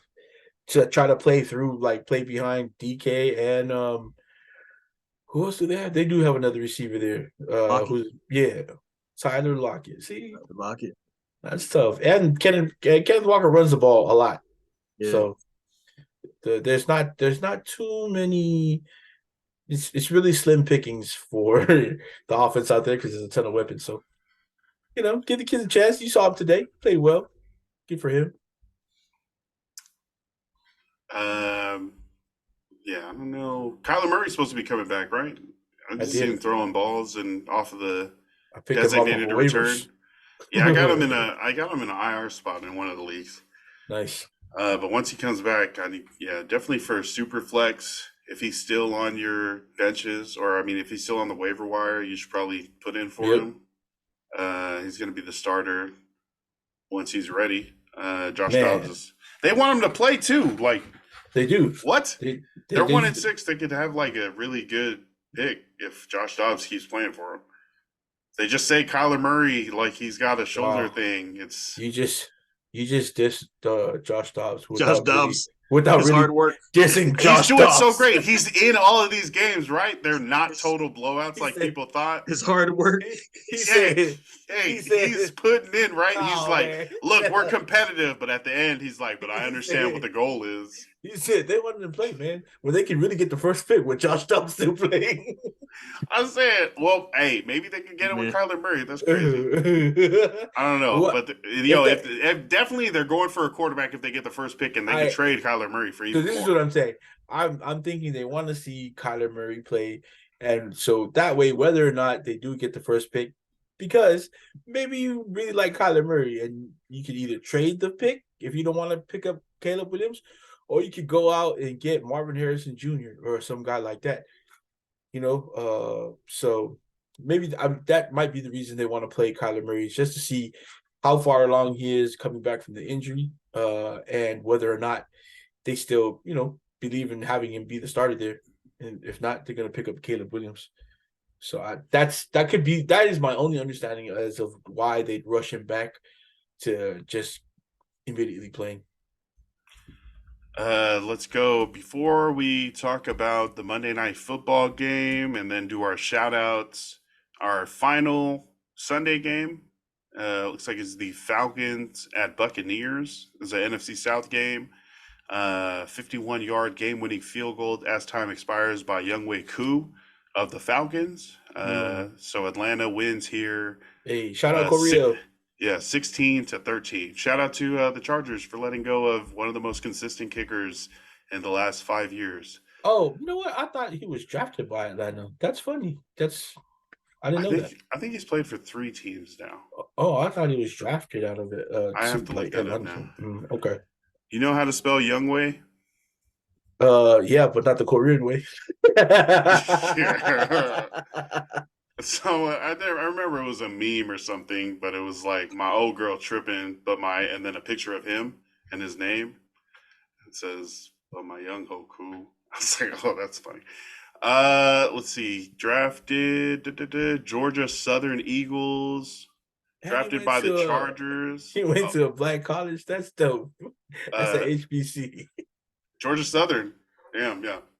Undrafted 2017, played for the Chargers in 2017. I think he missed some early kicks and they got switched out. Played for the Atlanta Legends of the AAF.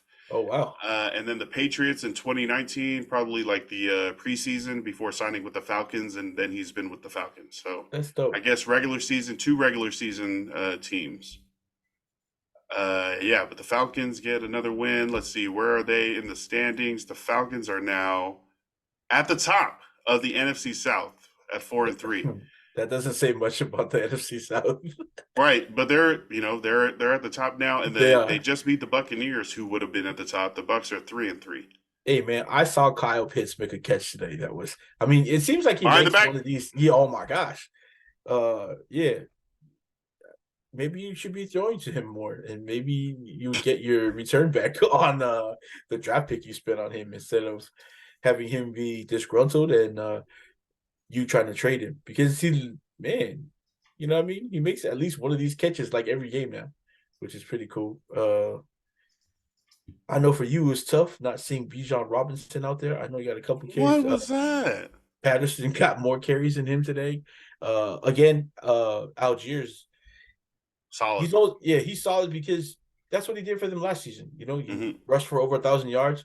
Atlanta was the number 1 rushing team in the league last year. I know people were surprised to hear it when they heard it, but Patterson and Algiers did a really good job last year. With Bijan Robinson not playing, I don't know. Do they want a 4th top 15 pick in the league? Did you hear what happened? No. He's sick. Of Atlanta? He's sick, yeah, bro. They said he was sick. He was suffering from some sort of illness. STD. He's sitting there. He was at Magic. Probably like some. You said Magic City King of Diamonds. No, lemon pepper wings. Yeah. He's been eating chicken at Magic City, man. That's what it is, dog. I hear the wings there are really good. We should go sometime. Who's wings? Never mind. Magic City Kitchen Wings. Sorry, I'm posting this alert. Let's see. I don't know. Falcons. It's not really a huge game. Lou, you have any thoughts on the Falcons or the freaking who they? Bucks. The Bucks. Baker Mayfield. Once we start talking about Magic City. Oh man. No, go ahead. Do you like anybody on any of these teams? Do you have any one of them on fantasy or anything? Shoot. The Falcons got a lot of talent. I like their talent at the skill positions. Bucks. I don't know, Rachaad White. Let's see what's wrong with the Bucks. That's the one thing that's interesting.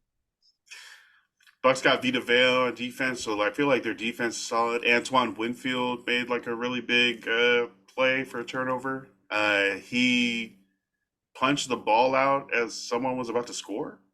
What was that? I think Desmond Ridder was about to like run in for a touchdown. And he like punched the ball out.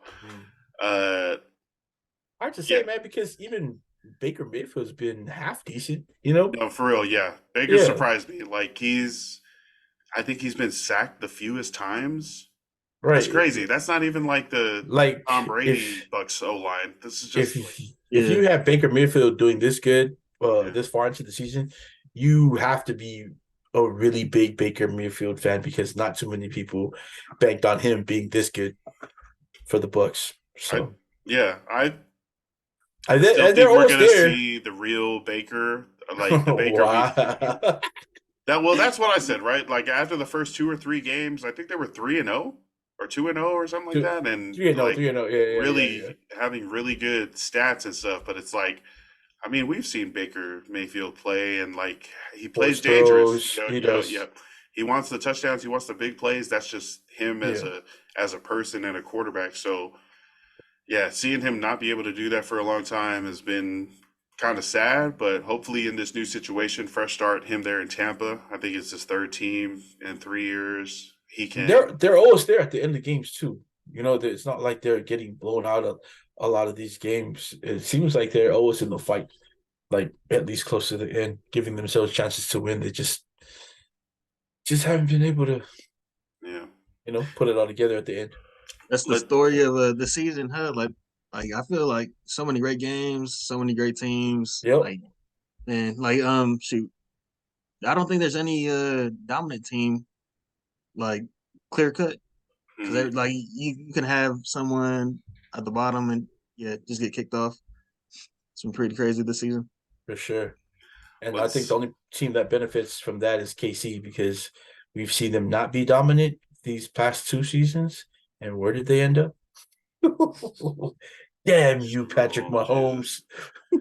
Yo, I need to put this on record before I forget. Patrick Mahomes has like above average spine mobility.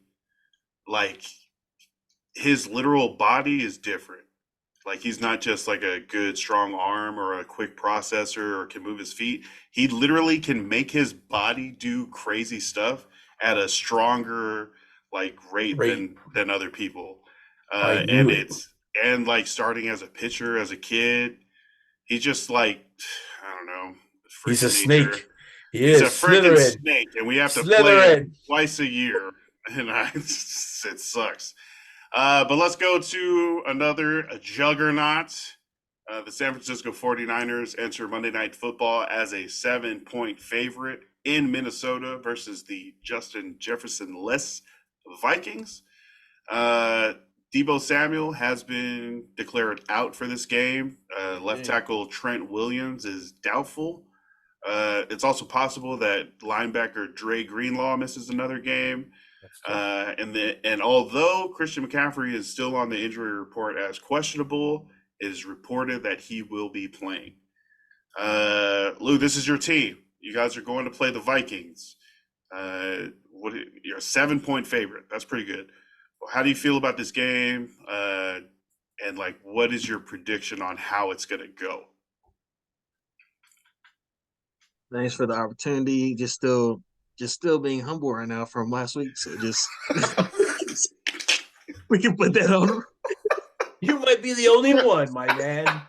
It's like, you know, Man, I was at a funeral last week too, and they was watching the game just to see the missed field goals. So oh wow. that's not the truth. Oh.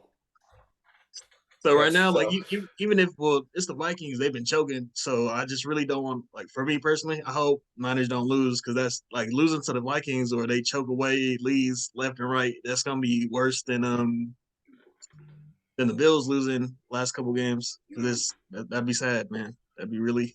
There a lot of people coming out. A lot of people they gonna start chirping after Monday night. Without Debo, what do you think the offensive game plan is? Like Christian McCaffrey kind of hurt.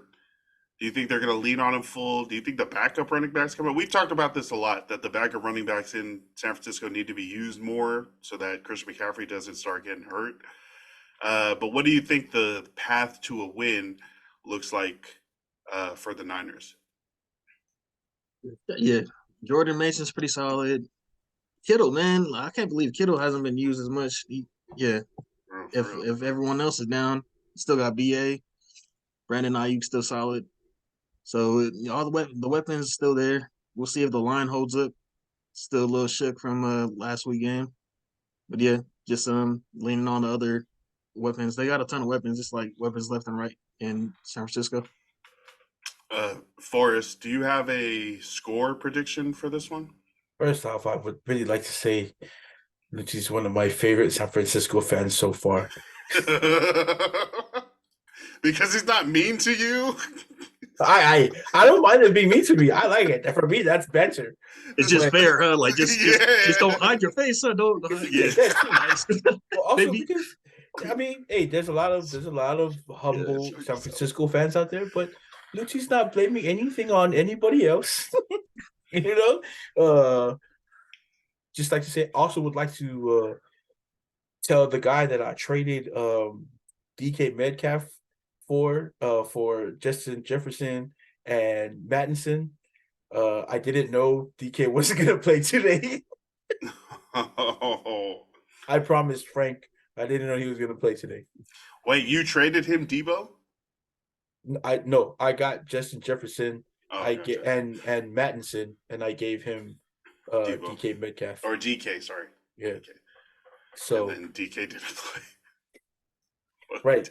I mean, Wow. yeah. I do say I think San Francisco wins this game.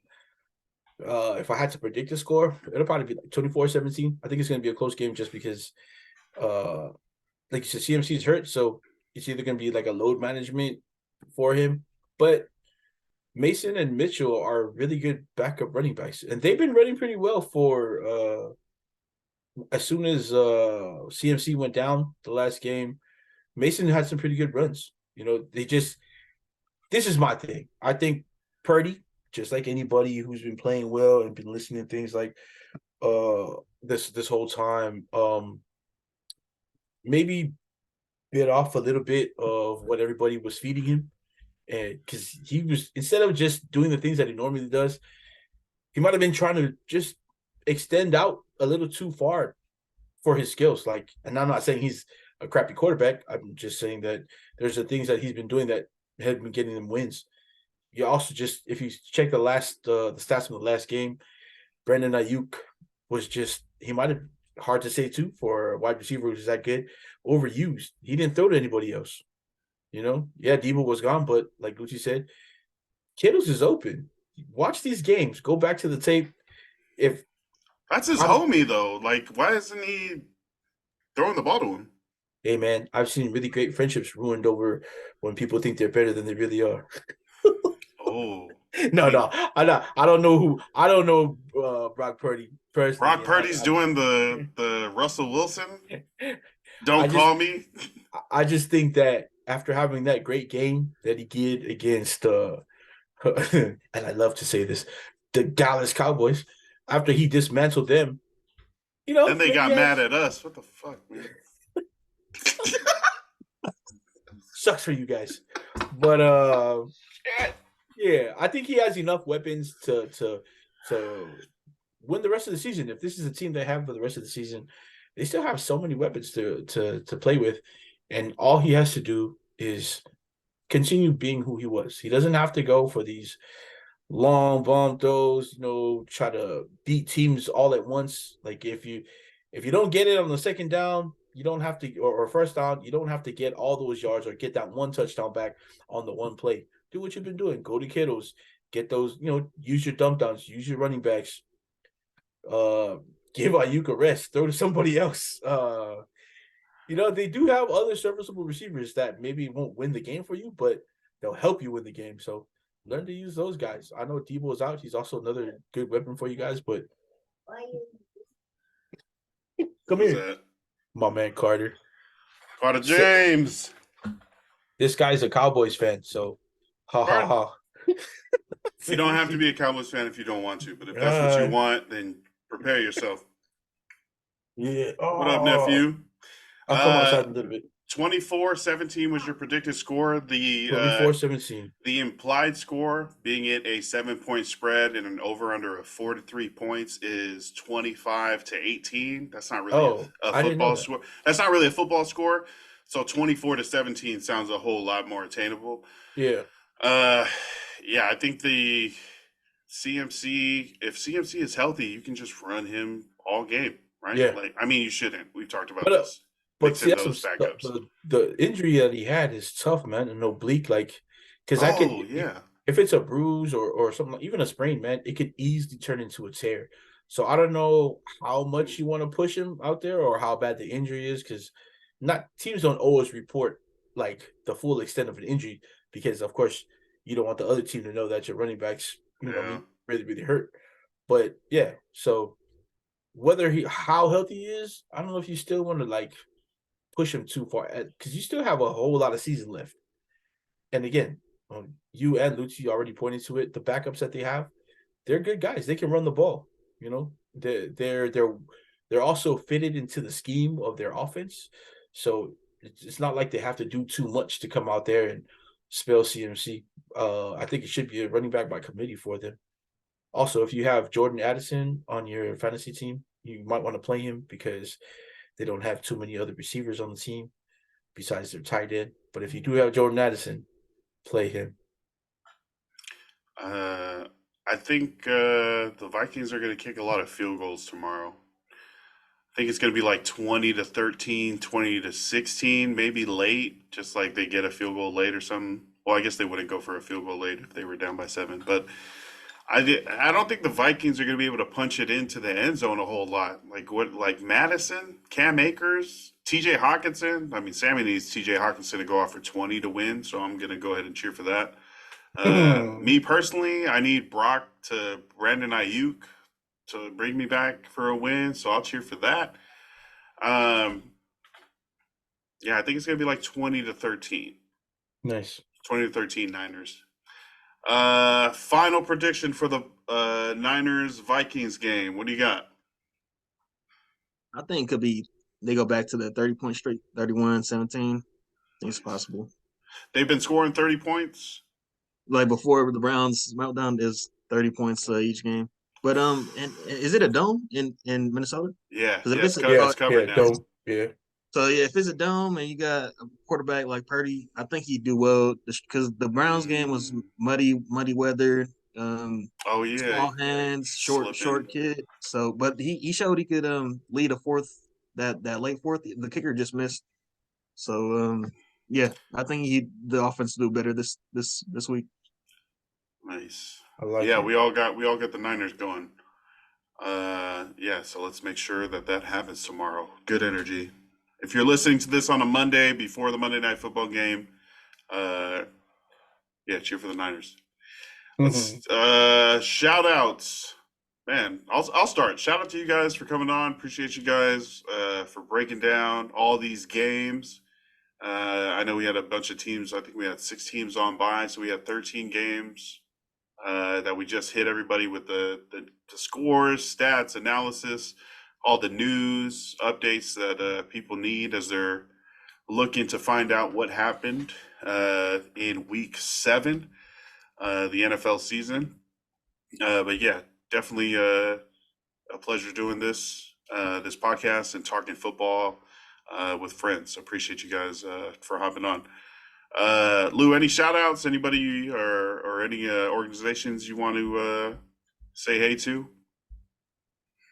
Ooh, for now, shoot, I'll get a list for next time I'm on. But for Nice. now, I'd like to shout out Ballinesian. That's the first time I seen Eli and PD.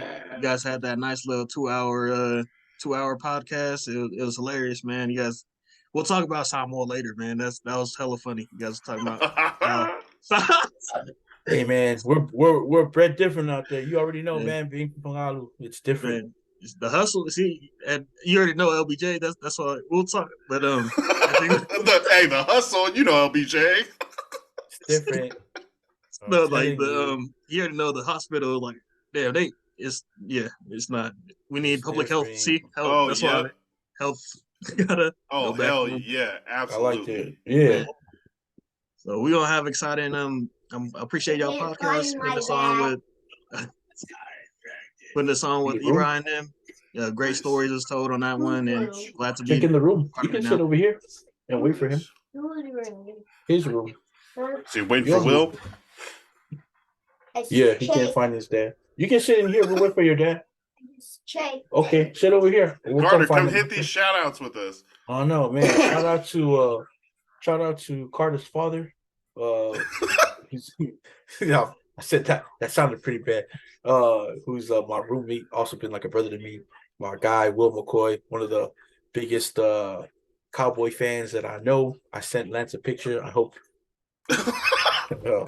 we'll use that sometime soon. For that is definitely a starter kit for being a Cowboys fan. The Cowboy fan starter kit. That Bro, picture, that was hilarious. right? That picture. So yeah, man. So that's like, I feel like I've seen him wear this before. He's like, oh yeah, hold on, I got it. Shout out to the Benton Bears of Washington. My nephew, they're in 11 and under. I want to say they're 11 and under. They're in the playoffs again. They're the number one team on the West Coast in their league. They just played a team from California, the Trillionaire Boys, who are pretty good. They dismantled them at the they played at the Duck Stadium. Is it Outson Stadium? Watson. Yeah, so I mean, they got down there, then they were able to play in the stadium. My nephew was super excited. That's pretty crazy for 11-year-olds to go play down there, play in the stadium like that. Again, I'm gonna always say it. My nephew, shout out to you, my guy, Leo Fusi. He's 5'10", 5'11". Anytime I say his weight, I'm probably being polite, but he's like a 5'10", 5'11", 215, 11-year-old, 12-year-old. Plays D tackle for them. Plays offensive guard sometimes. He's got an Instagram if you want to see. Okay, if you want to see highlights, he's got an Instagram to himself. It's Leo.the Bulldozer, DA Bulldozer. You can check him out on Instagram. Yeah, man. Shout out to so if you follow me on Facebook, which has been mainly for my family, but I have some old friends on there. I was putting out some stuff today. It wasn't specifically talking about anybody specific. I swear. Someone wanted to respond, and Samoan kids, like, hey man, I grew up in Samoa. If you grew up in Samoa, there's no way you can get your feelings hurt when you're talking like, jug football like that. So someone wants to respond, talk about my dad not playing football. Obviously, it's Filipino. My guy's like 5'7". I think at the heaviest he weighed like 110 pounds maybe. So I was just telling him, yeah, my dad didn't play football, but I know your dad personally. He didn't graduate elementary. I might have gone too far, but don't play with me. No, just kidding. I'm joking, man. It was all jokes. I'm just saying. Shout out to all of you guys who watch football every season and know that when we all get down to it, it's all jokes. You know what I mean? Just if you can dish it out, be able to take it. It's a long season. It's a long season. And at the end of the season, I still love you. There you go. After all of this, it's all love. Right, because we all still have to wake up on Monday morning and go to work and make a living for the people that we love for. And you know who doesn't? The guys who played on Sunday that you're getting mad about. So you can go. But that's the end of my shout outs because I'm getting punked by a 4-year-old over here. We're gonna go look for his dad. Take care of that. Yeah, shout out to Will. Shout out to Will, man. And shout out to everybody for listening. Thank you guys for checking out this episode. Make sure to listen in for the midweek episode. Hopefully we can get Lou on that. Hell yeah. Nice. Okay, yeah, we're gonna be talking about like Samoa. We'll talk about everything. Freaking drugs, sex, scandals. They got a whole cartel. All of it. Not jokes. Hey, tune in for that. That's a teaser right there. Nice. Right. For Lou and Forrest, I am Lance Falatongo. Again, thank you everybody for listening. We'll catch you next time. That is our episode. Stay hydrated, stay blessed, stay ballin', love and light. Peace. Yes, sir.